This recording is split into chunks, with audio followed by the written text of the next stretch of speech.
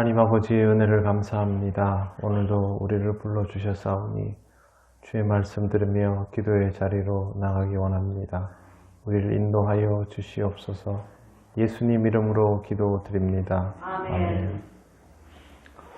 찬송가 431장 하나님께 찬양드립니다.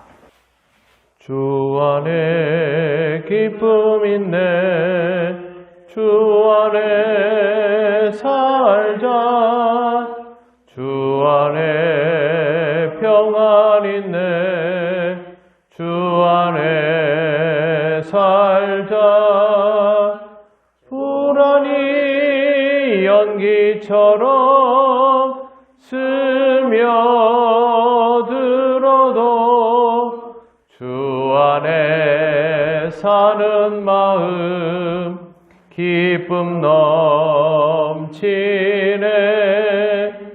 주 안에 사랑 있네, 주 안에 살자, 주 안에 소망 있네, 주 안에 살자. 검푸른 성난파도 빌어 덮쳐도 주 안에 사는 마음 평화 넘치네. 주 안에 영생 있네, 주 안에 살자, 주 안에 천국 있네, 주 안에 살자.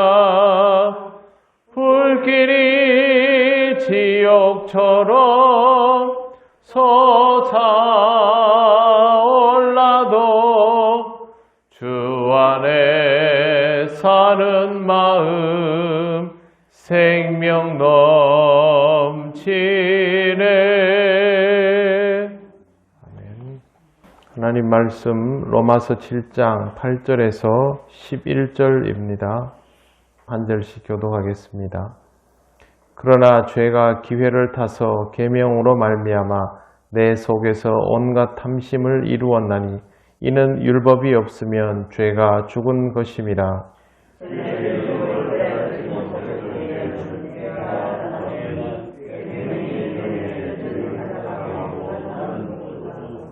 생명에 이르게 할 그 계명이 내게 대하여 도리어 사망에 이르게 하는 것이 되었도다. 죄가 기회를 타서 계명으로 말미암아 나를 속이고 그것으로 나를 죽였는지라. 아멘. 제일 먼저 보면 죄가 기회를 타서 계명으로 말미암아 내 속에 온갖 탐심을 이루었나니 이렇게 되어 있습니다. 율법이 우리로 하여금 무엇이 죄인지를 알게 하는 것은 분명합니다만 죄는 기회를 타서 우리로 하여금 계명을 이용해서 탐심을 오히려 이루도록 만듭니다. 보통 사람들은 법을 알면 법을 지켜야 한다라는 생각을 먼저 합니다.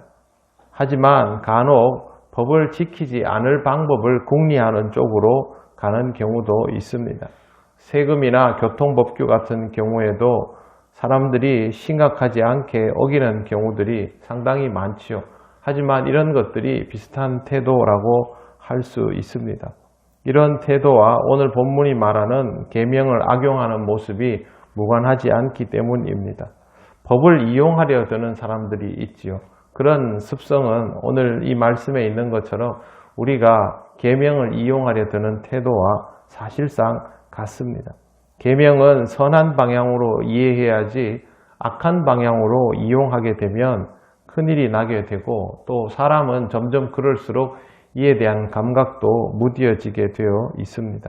8절 하반절에 보시면 이는 율법이 없으면 죄가 죽은 것임이라는 표현이 있습니다. 이 말은 율법이 없으면 죄를 죄로 여기지 않는다라고 했던 5장 13절의 의미와 사실상 동일합니다. 기준이 없다면 이 기준을 어기는 행위도 없게 된다라는 뜻입니다. 죄가 없어진다는 말이 아니라 죄인 줄을 모르게 된다라는 뜻인데, 이렇게 말하는 이유는 계명을 이용하기 시작하면 이미 그 사람에게 계명으로서의 존재감이 사라져 버리기 때문입니다. 매일 이걸 어기면 기준이 사라진다라는 것으로 이해하는 것이 좋습니다. 9절 말씀, 전에 율법을 깨닫지 못했을 때에는 내가 살았더니 계명이 이름에 죄는 살아나고 나는 죽었도다. 원문의 뉘앙스를 고려해서 번역을 하면 죄는 살아서 활동하기 시작했고 나는 죽은 상태가 되었다라고 해석할 수 있습니다. 내가 죄를 짓기 시작한 것은 죄가 살아서 활동하는 것을 의미합니다. 그런데 죄가 살아서 활동을 하면 그때부터 나는 죽은 상태가 됩니다. 여러분 영화에서 좀비를 보신 적이 있을 겁니다. 좀비는 산 사람이 아니죠. 그런데 살아 움직이죠. 자기가 살아있다는 것 의미 자체를 알지 못하는 존재입니다. 몸이 움직인다고 해서 살아있는 것이 아닙니다. 우리는 살아있는 사람인가 아닌가를 죄의 입장에서 고려해 볼 필요가 있습니다.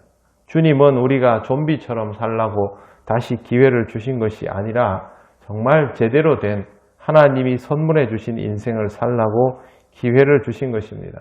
그러니 내 안에서 죄가 살아나서 활개치는 것을 방치하면 안 됩니다.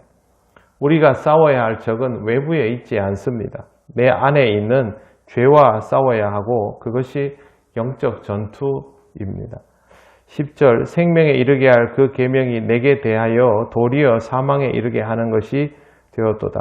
따로 설명이 필요하지 않습니다. 그런데 바울이 이렇게 긴 편지를 쓰면서 죄에 대하여 왜 이렇게 구구절절히 설명하는지를 생각할 필요가 있습니다. 죄는 그만큼 치명적이다라는 뜻이죠. 11절 죄가 기회를 타서 계명으로 말미암아 나를 속이고 그것으로 죽였느니라. 오늘 우리가 읽은 4개의 구절 중에 앞뒤가 다 똑같이 죄가 기회를 탄다라는 표현이 들어가 있습니다. 죄는 기회를 엿봅니다. 우리가 언제 욕심에 반응하는지, 우리가 언제 교만해지는지를 살피고 틈이 보이면 그때부터 활개를 칩니다. 기회를 엿본다라는 말은요, 언제든지 우리를 공격할 수 있다라는 뜻입니다.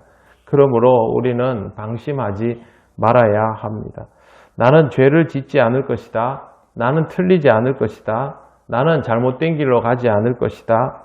이렇게 생각하는 순간이 바로 죄가 기회를 엿보는 순간입니다. 선줄로 생각하는 자는 넘어질까 조심하라는 말씀이 다른 데에 적용되는 것이 아닙니다. 우리 자신이 스스로 흡족하게 여기는 그 찰나에 바로 적용이 됩니다. 그래서 여러분 각별히 유의하시기를 바랍니다. 하나님께서 우리에게 주신 특별한 인생임을 항상 생각하시고 이 인생을 얼마만큼 귀하게 누려가면서 하나님 나라에 이를 것인가를 늘 의식을 하면서 살아가시기를 바랍니다. 인생이 너무 피곤하게 지지 않을까? 죄만 생각하고 있다 보면 아무것도 못하게 되지 않을까? 그럴 수 없습니다. 성령께서 임하는 사람은 성령의 인도하심을 따라 가야 할 길들이 더욱 선명하게 보일 것이기 때문에 그럴 염려는 할 필요가 없습니다. 항상 주의 뜻을 따라서 기쁘게 그 길을 가는 여러분 되시기를 바랍니다. 기도드리겠습니다. 하나님 은혜를 감사합니다. 오늘도 이 말씀을 통하여 죄에 관한 내용을 들었습니다. 참 부담스럽지만 그러나 우리가 결코 방심할 수 없는 일이기에 하나님께서 인도하신 그 길을 따라서 나아가기를 원합니다. 성령님 우리와 늘 함께하여 주셔서 죄의 올무에 걸리지 않게 하시고 또 우리에게 부족함이 드러나 있다면 주님 앞에 온전히 회개하며 그것을 하나하나 풀어갈 수 있는 믿음의 용기와 굳건함이 있게 하여 주시옵소서. 오늘도 주님이 우리를 지키시고 인도하여 주실 줄 믿사오며 예수님 이름으로 기도드립니다. 아멘. 하늘에 계신 우리 아버지, 아버지의 이름을 거룩하게 하시며 아버지의 나라가 오게 하시며 아버지의 뜻이 하늘에서와 같이 땅에서도 이루어지게 하소서. 오늘 우리에게 일용할 양식을 주시고 우리가 우리에게 잘못한 사람을 용서하여 준 것 같이 우리 죄를 용서하여 주시고 우리를 시험에 빠지지 않게 하시고 악에서 구하소서. 나라와 권능과 영광이 영원히 아버지의 것입니다. 아멘.